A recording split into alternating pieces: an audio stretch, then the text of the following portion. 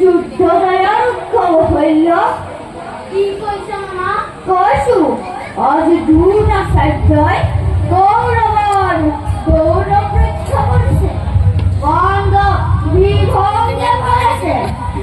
দ্ৰোণাচাৰ্যৰ নাই মামা, বিশ্ববিদ্যাৰ হাতত সিহঁত আৰু পৰাজিত।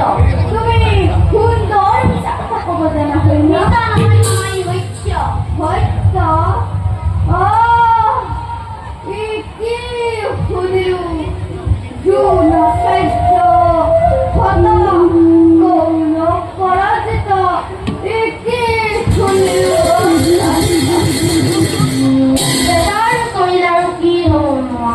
কি এনেকুৱা কথা কৈছা হইল? আজি মোৰ বুকু ভাগি গ'ল, চকুৰ আগত অন্ধকাৰ দেখিছো।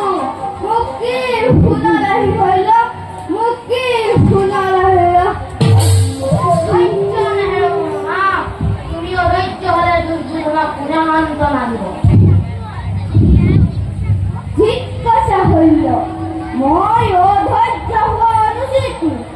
এতিয়াও সময় আছে, এতিয়াও আমাৰ শক্তি সামৰ্থ্য আছে।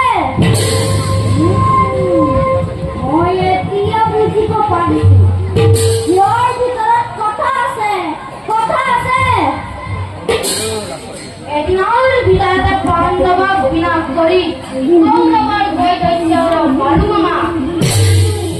কোনো কিন্তু নাই হইল, তুমি হেৰাওঁতে সময় লাগিব।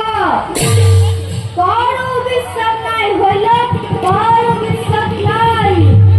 তুমি দুৰ্যোধনৰ মান ৰক্ষা কৰিবই লাগিব। অতদিনে যুদ্ধৰ গতি নিৰীক্ষণ কৰি আহিছিলো আৰু নকৰো।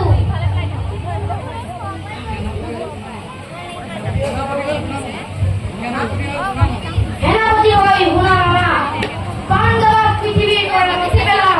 তুমি পাৰিবা, তুমি পাৰিবা, তুমি পাৰিবা। কিন্তু কৰ্ণক যদি মহাৰাজে সেনাপতি পাতে তেতিয়া কৌৰৱ